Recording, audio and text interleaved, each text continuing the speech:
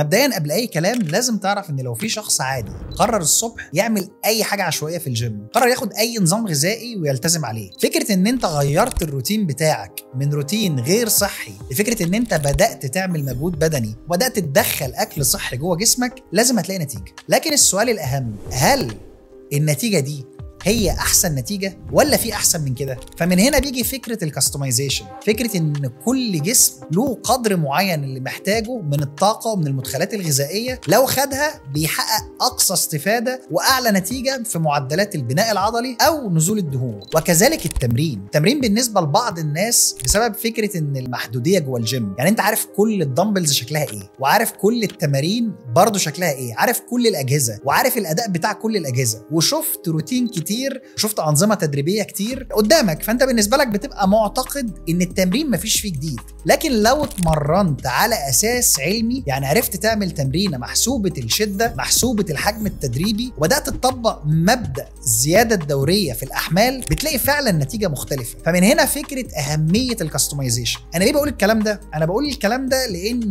في بعض الناس لما بتدخل معايا في SST بتبدا تقول لي ايه كميه التفاصيل الكتير والاختبارات اللي انتوا بتطلبوها دي؟ هل انا محتاج كل الداتا دي فعلا علشان اعمل لك نظام غذائي او برنامج تدريبي؟ هي الفكره اللي انت مش واخد بالك منه ان SST تحديدا مش شركه تخطيط رياضي وغذائي بشكلها التقليدي. في ناس كتير قدمت حلول جزئيه لفكره ان انت تعمل فورمه او ان انت تحسن من صحتك، لكن في شركات بفضل الله احنا اولها قدمت الحلول الشامله. الحل الشامل ده اللي هو فكره ان انا بدمج ما بين اكتر من هدف تدريبي، يعني في جوانب جوه جسمك انت ما تعرفش اصلا ان انت تقدر تطورها وتحسنها بالجيم. اغلب الناس فاكره الجيم ده انا بروحه علشان اعمل فورمه، بس هو ما يعرفش انك تقدر تحسن من كفاءه الحركه والمفاصل، ما يعرفش ان انت عن طريق الجيم تقدر تحسن من كفاءه القلب والرئه، ما يعرفش ان انت عن طريق الجيم تقدر تطور اصلا قوتك. لان في ناس فاكره ان عضلات شكلها حلو معناها عضلات قويه،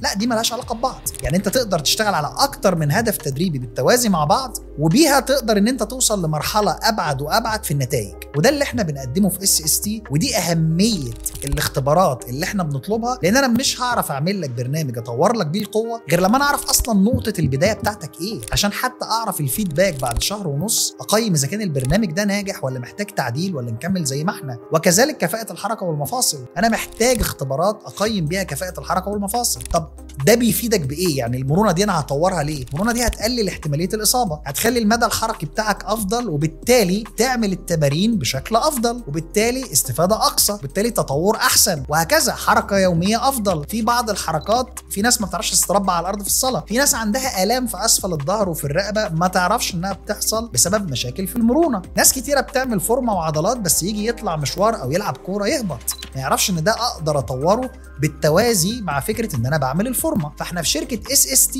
بنقدم حل شامل لكل الكلام ده علشان برضو التجربه تكون ممتعه. لان فكره ان انت تكون رابط نفسك بالمرايه، ان انت منتظر مثلا نتيجه بعد شهر تحول معين، لو ما لقيتوش انت ممكن تنتكس وتبطل. فكره ان انا اربطك باكتر من هدف تدريبي واشاور لك على كذا حاجه بتتطور، دي كانت حاجه جديده من نوعها. في ناس كتير بتشتغل على فكره الفورمه، في ناس كتير ممكن تعمل لك نظام غذائي، في ناس كتير ممكن تكلمها تعمل لك مثلا تمارين معينه تاهيليه، انما ما فيش مكان بفضل الله بيقدم الحل الشامل ده.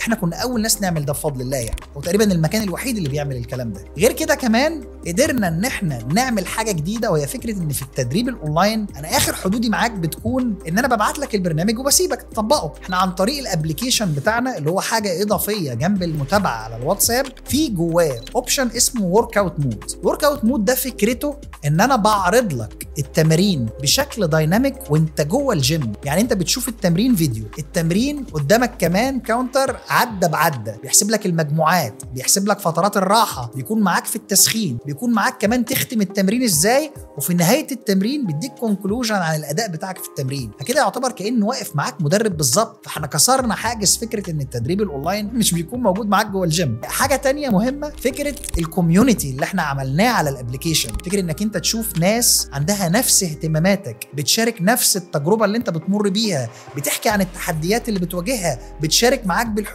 ده بيوجد جواك رغبه اكبر ان انت تكمل وتستمر. لان الانسان لما بيعمل حاجه وبيلاقي ناس كتيره جدا معاه بتشارك بيشاركوا نفس الاهتمامات بتوجد جواه الرغبه اكتر واكتر. حاجه كمان قدرنا عن طريق الجيميفيكيشن اننا نعمل تحديات لذيذه توجد جواك الرغبه انك انت اصلا تكمل وتستمر. فعلشان كده SST ممكن تكون مش مناسبة لأغلب الناس، لكن هي بتقدم حل شامل للناس اللي أصلا حابة توصل لمراحل أبعد من فكرة إن أنا عايز أعمل فورمة أو فكرة إن أنا بس عايز وزني ينزل وخلاص. حابب أشكر كل الناس اللي اشتركت معانا، وأوعدكم بأمر الله إن إحنا هنجتهد وهنعمل أحسن حاجة نقدر عليها علشان نساعد كل الناس توصل معانا الهدف.